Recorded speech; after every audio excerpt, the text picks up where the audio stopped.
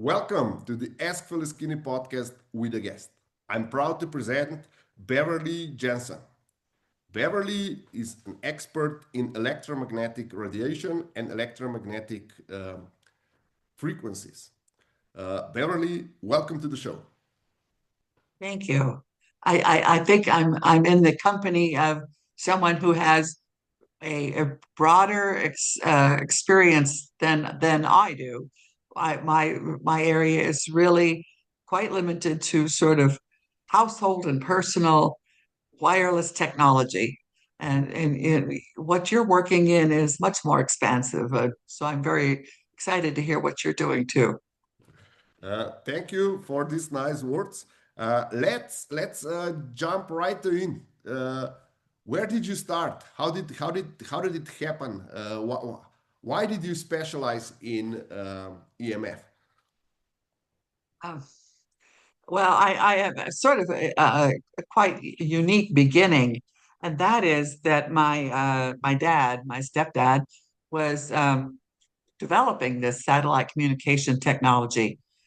He had gone to Okinawa, I think, in 1960, um, as a soldier, and then he quit the army and stayed on in the civil service, working for the U.S. Army Signal Corps, developing satellite communication technology. And so he had a workshop at the house, and most dads' workshops are hammers and wrenches and saws and those sorts of things to construct furniture, I guess. But the tools in my dad's workshop were a Geiger counter and an oscilloscope. He was measuring radiation. And every time I wanted to go into the workshop, visit him, see what he was up to, I would get this speech. If a device sends radio signals and receives radio signals, it's dangerous, it's radioactive, and stay back, turn it off when you can.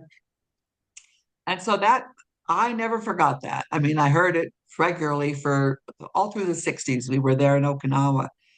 And then, fast forward decades, and when cell phones became available, I my 19-year-old daughter was commuting on the Washington, D.C. Beltway to a university, an hour each way, and I wanted her to have some way of communicating if it was possible.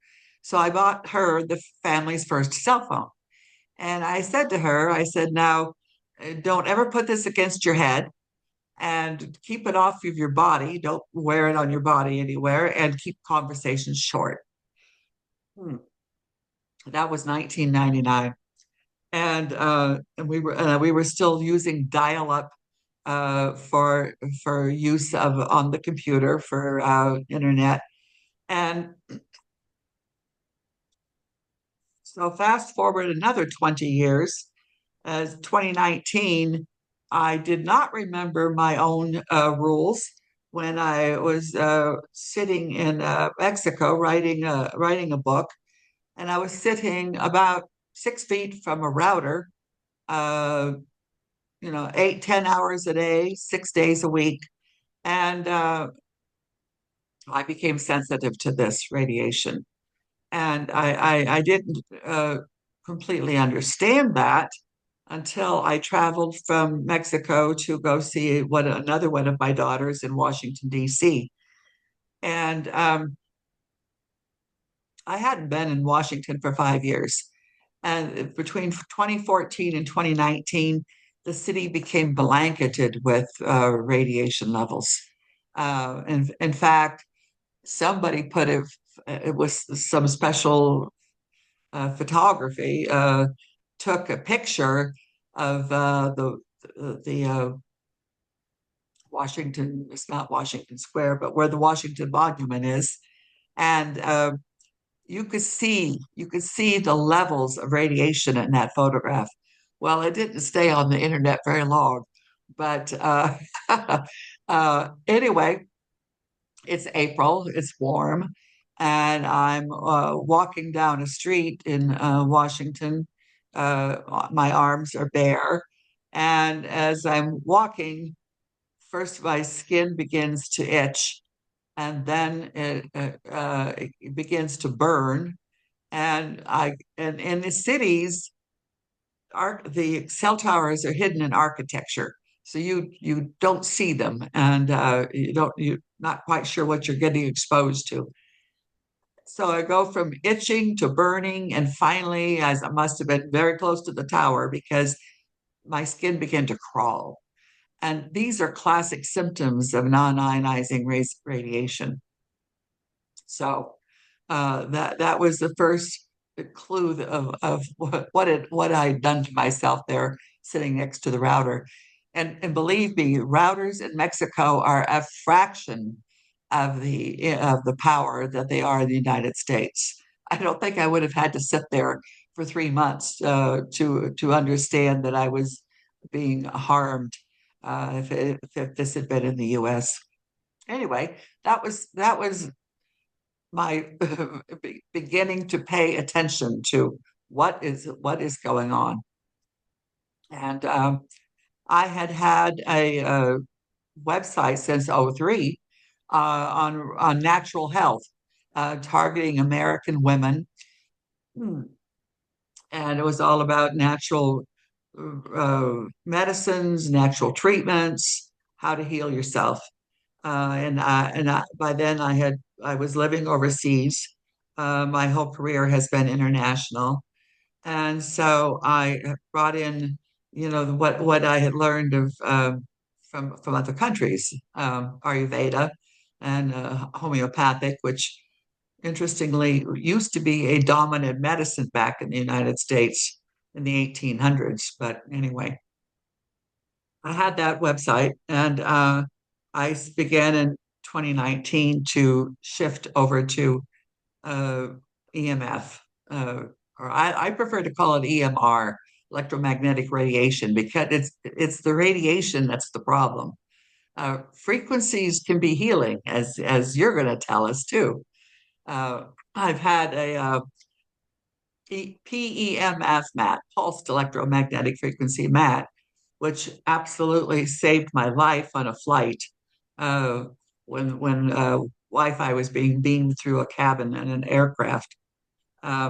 So yeah, that's in a nutshell how I got into this. Okay, amazing story. I have so many questions I wanted to ask you. So, Okay. what do you think happened?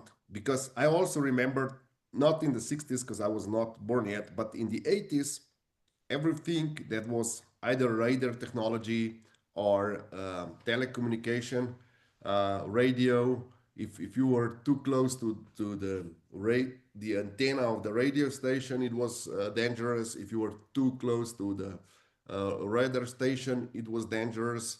Um, and if you were using so-called walkie-talkies, was also dangerous, and that is why they had these mics on wire. Not You did not talk directly into walkie-talkie. If you were like professional, you had mic on the wire, um, and Mm. stuff like that. They knew so much about that in the 80s already.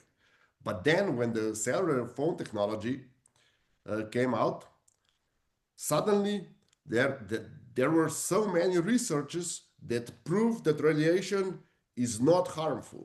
And they say, no, the exposure is not big, and phone has much smaller power than radio station or radar station, so it's not dangerous for the user. And suddenly, from being harmful or being communicated as harmful in the beginning of the 80s, in the beginning of the 90s, due to phone technology, these just Oh, stopped being harmful. And we just completely lost our awareness of how these things can be harmful. What's your take on that? Where do you see hmm. the things going in a different direction? Because as you said, in the 60s, you already know that everything that Yeah. emits signal can be dangerous for the health or not beneficial at least. And people were aware of that. And even devices like walkie-talkie um, would have disclaimer on them in the manual that you shouldn't Oh, use them too long and stuff like that. But when did this change? in the 80s. And well, actually, as soon as there became a commercial interest in this technology, the message started to change, and it's very clear that this is caused by the profit interests of telecommunication industry.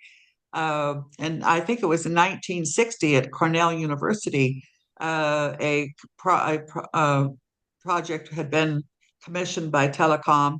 And as soon as they found out that this is emitting radiation that is harmful, slam dam, the whole project was shut down, funding cut off, and then the industry starts to vilify, to demonize the scientists, to blacken their reputation, saying this is, and this was first done by the tobacco industry. This Mhm. is the playbook of keep quiet and create doubt. In fact, it was one of the tobacco industry leaders who said, "Doubt is our product." So for decades, they tried to convince the public that the cigarettes did not create lung cancer. Telecom's been doing the same playbook, and it's yeah, in fact, I talked to my dad about this. He passed away in 22, I think it was, and he said that the industry keeps trying to say that it doesn't create radiation, and it absolutely does. Henry Lee, a professor emeritus now at the University of Washington, um, he kind of got into this field because he was snagged by he'd been doing a research for the NOAA on the National Oceanography Organization, and and the study was how the ship's uh, sonar was affecting the animals in the sea. And when that came out, uh, totally unbeknownst to him, the telecom industry just came down on him really hard. And so he started looking at what was going on, and he did a study of uh, I think it was a few hundred studies, researches, and he found that if the study was funded by the telecom industry, 75% of the studies would say that there was no effect.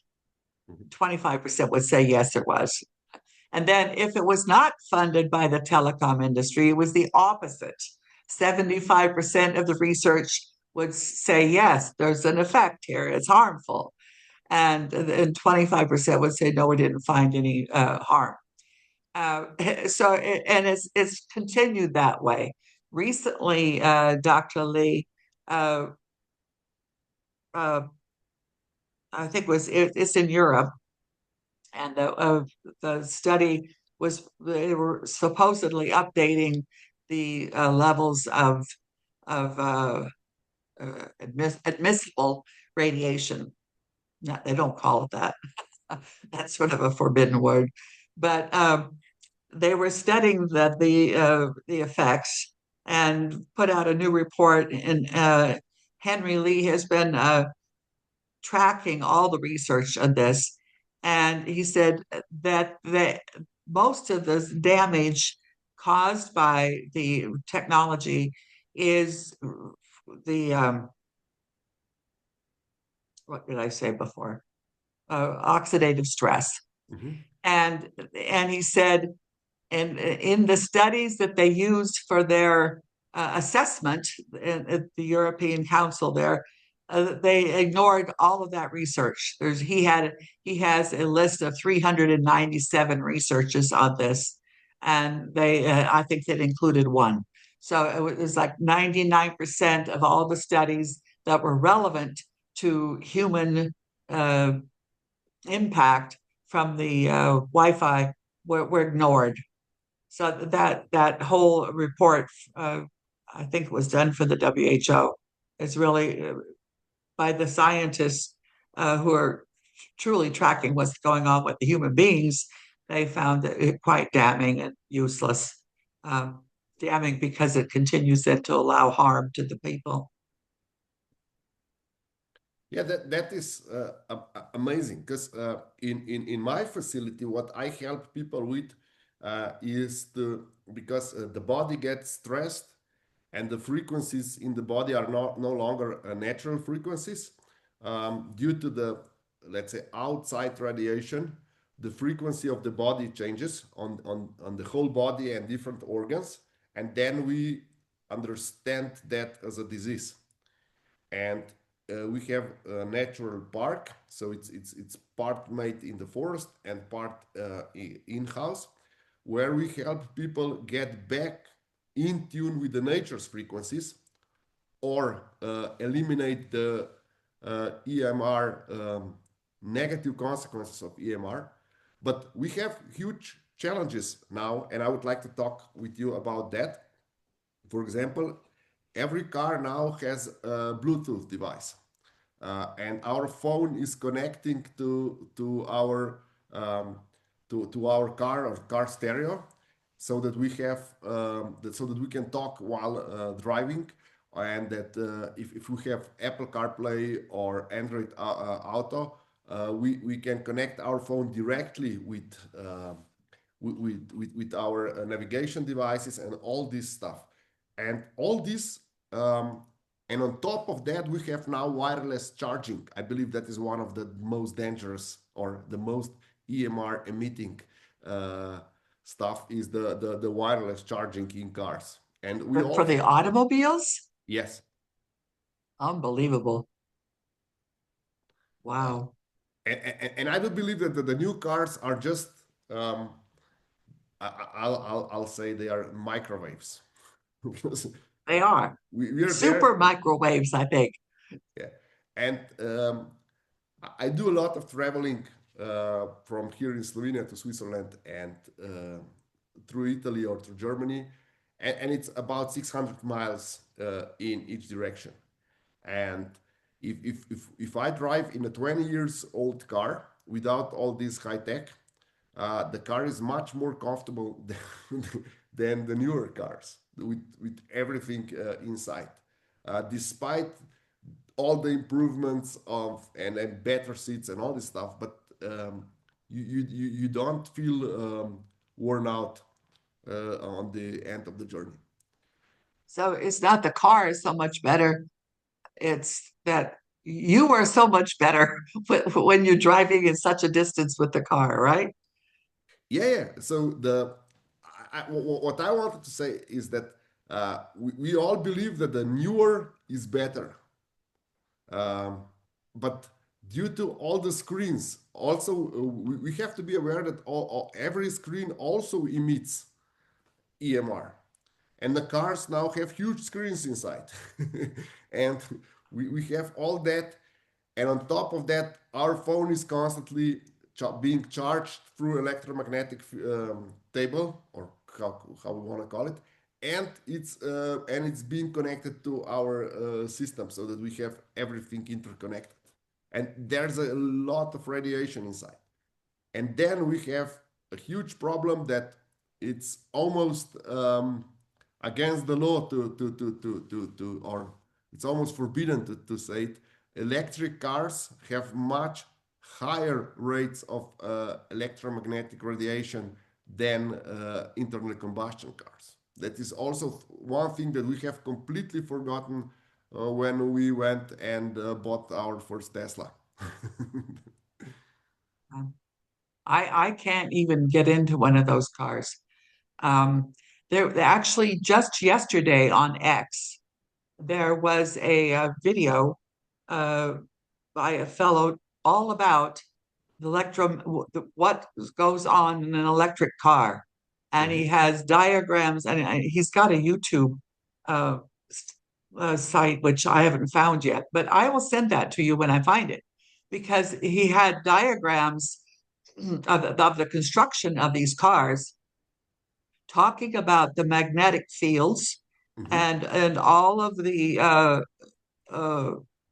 different fields that are in them. And he said if you drive a long distance in one of these vehicles, you're going to arrive uh, feeling totally fatigued and not well, Mhm. uh, which makes perfect sense. I've resigned myself to staying with a. My daughter bought a brand new Subaru Impreza in Mhm. 2013, and it was kind of the last year before all this uh, computer technology was being put into the cars. She said, I want the older model, the 2013. It was the end of the year where she could get the 2014. She said, no, give me the older one with none of that.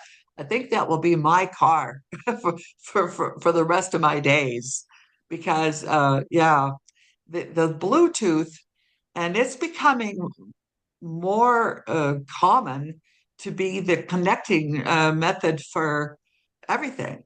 And Mhm. it emits 7 times the amount of radiation as Wi-Fi. It's much worse than Wi-Fi. In fact, I had bought from Europe a healing device, and I'm sure it's excellent, but to hook it up, you have to use Bluetooth. Mhm. And I tried over a period of weeks and months to try to do that. And as soon as I turned on Bluetooth on my phone, within seconds, instantly, I would have tingling in my hand, in my forearm, in my neck, in my face. I wrote to the company. I said, I cannot use this device. They were very kind to immediately refund my money, but the PEMF mat that I've had since 2016, and it connects by Wi-Fi. And then they started making it connect by Bluetooth. I said, well, you're going to have to continue to have the option of Wi-Fi or Bluetooth, or I won't be able to use this. And they have. They have. I don't think uh, the idea of people putting Bluetooth headphones on their ears, and the consequence in the brain is just frightful, frightful. Okay, I, Yeah. I I want to ask you a couple more questions. Uh, what is your advice? How we should protect ourselves against what is happening? And if what is your advice when someone gets too much radiation? How should we get rid of that? Mm. Um, I think what you're doing there and your community is the answer, and that is earthing or grounding. Mhm. I mean, I find airports and airplanes are the worst environments that I put myself into, because all other social events with large groups of people, I can choose not to go, or I can situate myself so that I'm not so affected.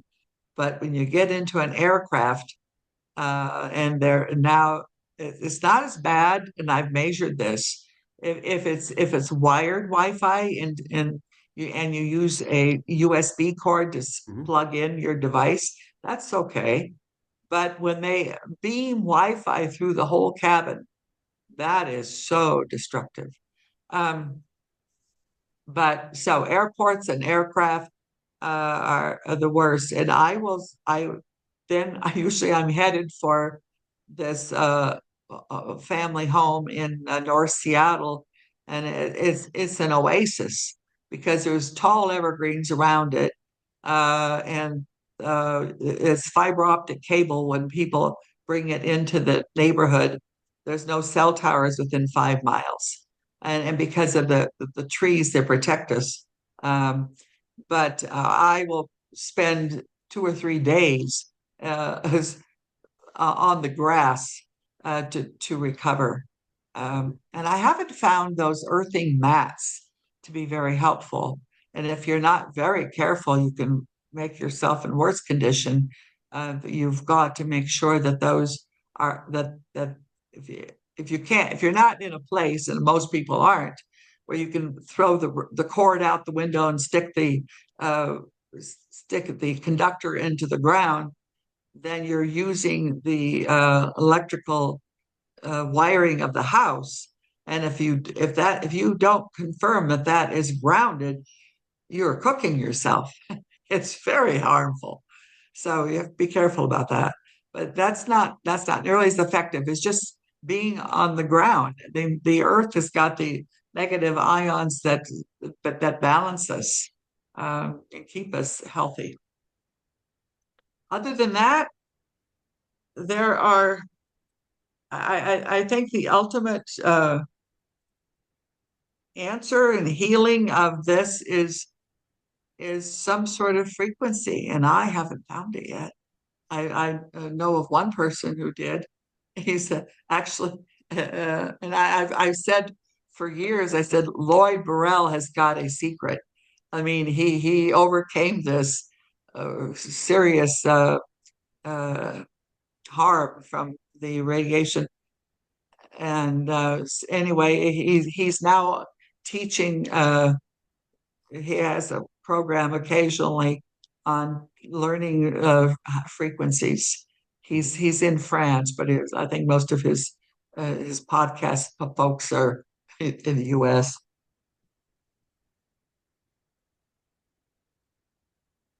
I don't know others. If you know others, I'd like to hear it. Yeah, so frequency work is usually extremely beneficial because the radiation, uh, I'll oversimplify that, but it should be radiation is throwing us out of our natural frequencies. So if Wow. there are multiple ways how we can get back to our natural frequencies. One is walk in the nature, swim in the ocean, and that is for me number one advice. And walk barefoot. If you walk Yeah. barefoot, then you immediately connect with the earth crust, but not on the paved road. You have to go out in the Yeah. nature. um, Water is usually good, but if you swim too close to marinas and stuff like that, there is too many sonars and underwater Yeah. radars. Not good or not beneficial. Um, and of course, we can do a lot with singing, and the singing was our primal way how to get into our frequency. And then Singing? singing, like singing a song. Wow. Okay. And then you have many different tools that you can use. For example, I have many devices like this. And Tuning fork. yeah, uh, you have tuning forks, or we have different frequency devices that help us set the right frequency, like this one.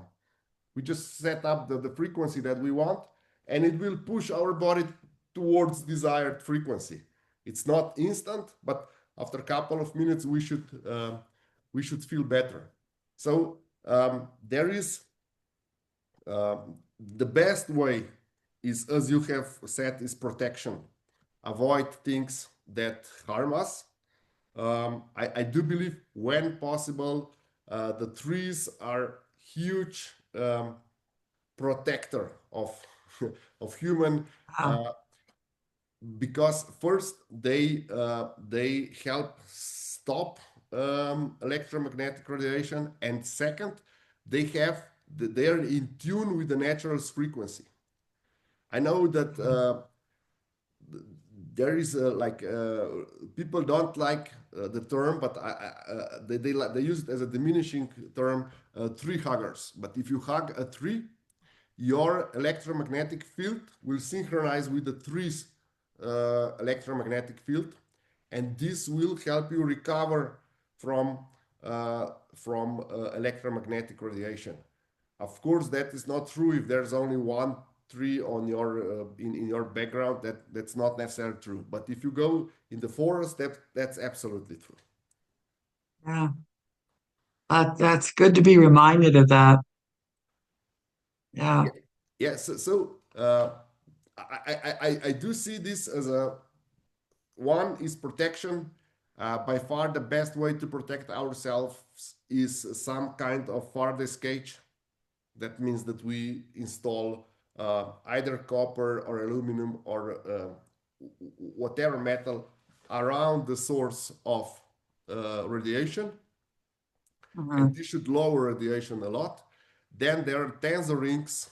They will also somehow stabilize different negative radiations. Um, and of course, if it's possible, if there's a tower, you said that in Washington, there all towers are somehow how integrated in the buildings. But Yeah. if we see a tower from our house, we can always, if we have a house, and if HOA is not killing us for putting up or planting a tree, then we should plant a tree. And Yeah. pine trees and similar are by far the best according to our measurement to protect us from electromagnetic radiation.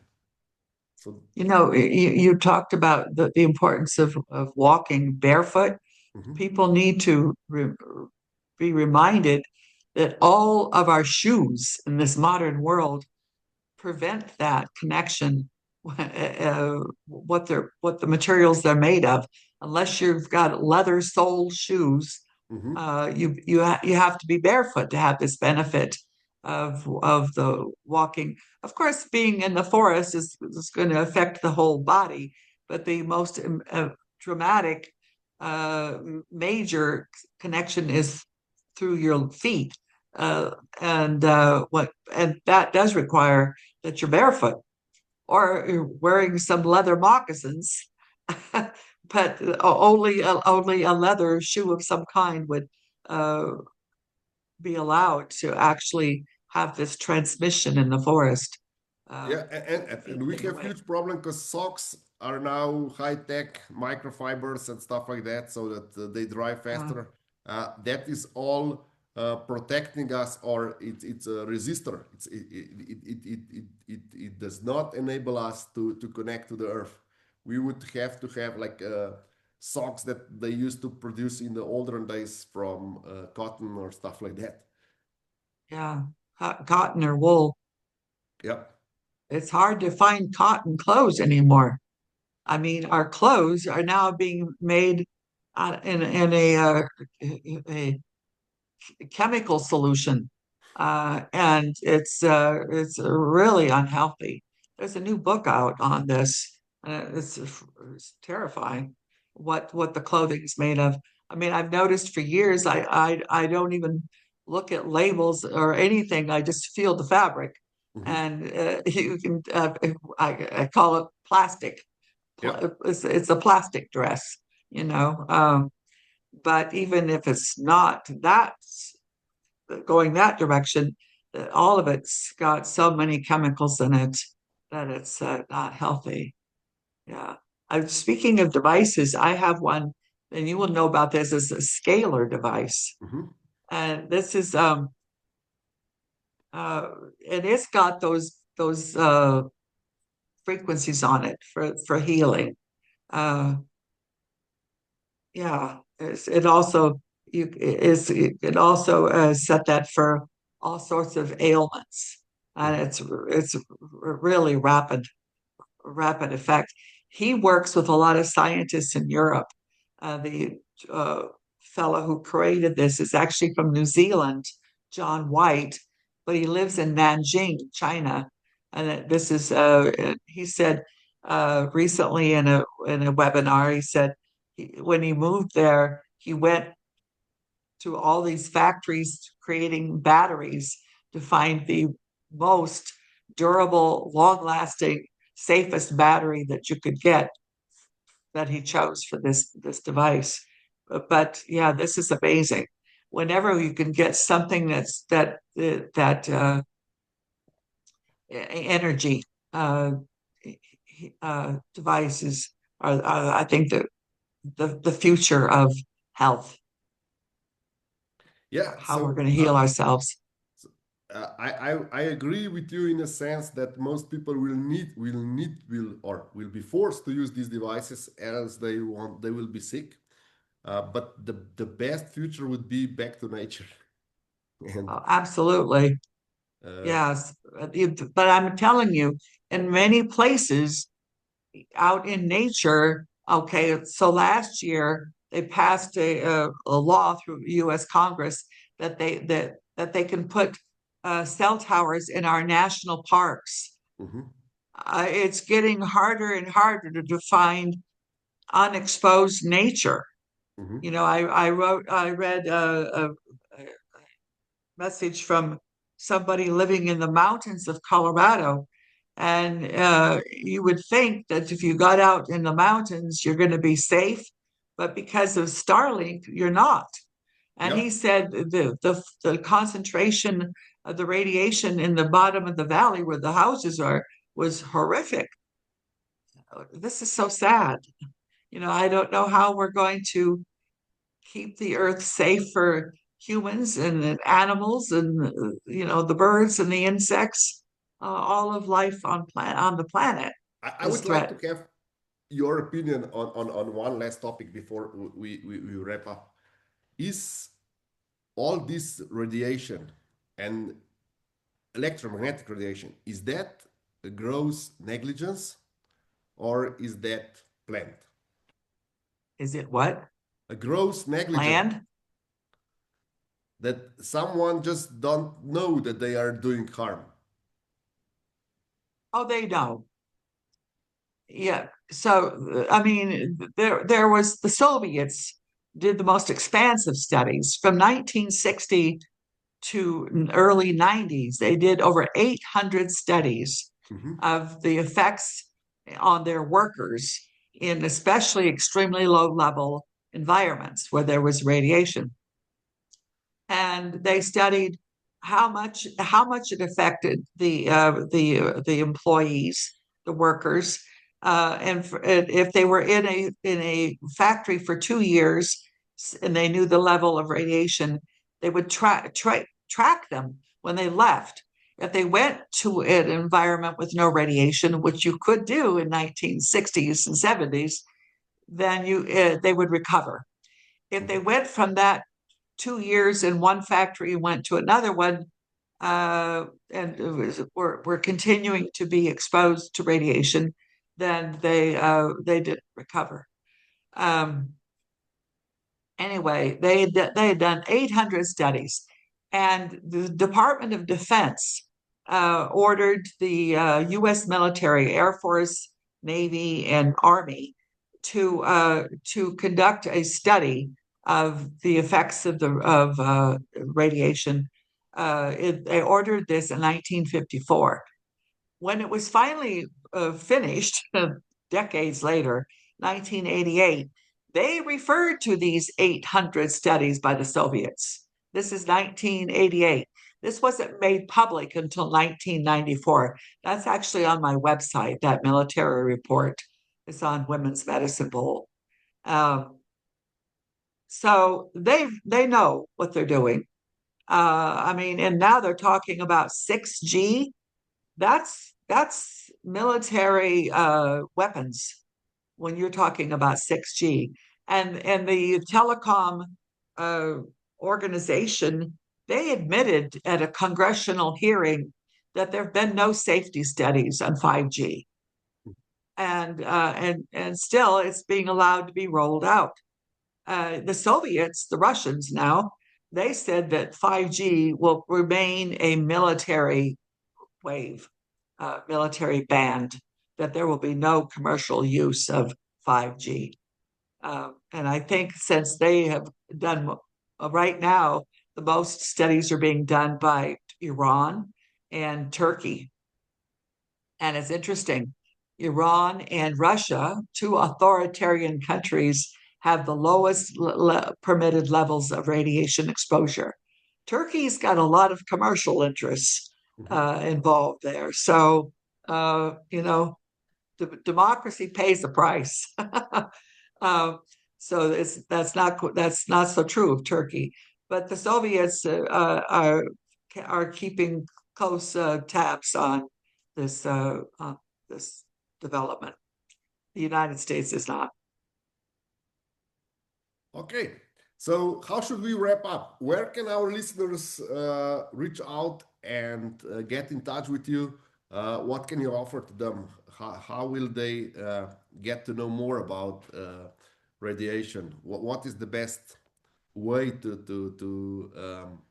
get in touch with you? And what can they do about it?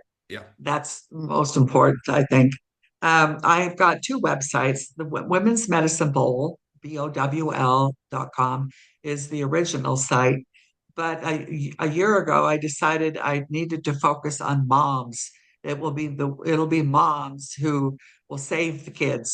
And the children are so much more vulnerable than adults to this, beginning in utero. And there's been quite a bit of studies on this, the effects on the baby in utero. And in the first weeks after birth, the, the most dangerous time for the babies. Anyway, so on the second website is called YOU and ANDEMF.com. And that's all about the children and how to protect them and take care of them. Um, I on there is a page of steps to take to reduce the radiation in the home. I think it's about 7 steps. And I offer a free 20-minute consultation if you need some support. And usually I hear from, it's usually women. Women are more susceptible to this. We've always been more sensitive to the environment. Uh, get more autoimmune diseases and all the environmental issues hit women harder than men. Um, and the children, because they've got thinner skulls, the nervous system is just developing. They are in the most critical condition, and they're being born into this now. So there's a page there of 7 steps to take. I also have a course, online course, Fast Fix, because the moms are overwhelmed with all the responsibilities, and there's so many issues right now. Not just the EMF, but the food supply and the water supply, all of this. Um, so EMF Fast Fix, and one podcast host, a doctor, said to me, and this was a good question. He said, in view of all of the uh, problems we have now with health, what is it? Where does EMF fit? And my response was, if you've cleaned out the pantry, got rid of the processed foods, and are eating live foods and cooking at home, uh, that's first. Secondly, is we can manage the EMF, at least in our homes, and become how aware. And some of it's just changes in behavior. This is simple but not easy. So it requires communication in a family, setting some boundaries, timing, the location of where these devices will be allowed. So anyway, that's on you and EMF and Women's Medicine Bowl. There's also a free ebook on how to protect the family on with this, and it's ever changing because in the U.S. Manufacturers and producers of all sorts of consumer products are sticking chips into everything. I Mhm. mean, personal products, personal care products, every appliance that comes into the home, it's got a little Wi-Fi logo on it. And that means it's going to be pulsing and sending signals to the smart meter. Are smart meters endemic in Europe now, like they are in the United States? Yeah, but we had it much before you start introducing them. What? We had it much before you started introducing it. We had it Oh, end of 80s, beginning of 90s. They were enrolled here. oh dear. Yeah, So you've been coping with it much longer than we have. yeah. Yeah, well, every product that you bring into the house with a chip in it is pulsing signals to that smart meter. So your own interior home can just be a bed of EMF. Mhm. That's what I talk about on the websites and how to clean that up as much as you can. Okay. Is there anything else you would like our listeners to take from this conversation? Um, I think they need to understand the importance of this. Mhm. This is not optional. This is truly harming us. There was a study there in Central Europe last summer of people who live within like 500 meters of a cell tower for over 5 years, and those who do not live anywhere near a cell tower, looking at the DNA, and they found that chromosome damage happens. Mhm. And when chromosome damage happens, then you are susceptible to all forms of disease and illness, including cancers. So this to protect ourselves and reduce this is got to be a very high priority. Or our health is everything. Mhm. A friend used to have a saying, uh, a person or a man with good health has a mountain of dreams. A person who doesn't have health has one Mhm. to have health. Okay. Thank you very much for all these insights. And I will include all the links that you mentioned in the description below. Okay, great. Thank you so much for having me. It's a pleasure to meet you and to talk with you about your project. I want to know more about that too.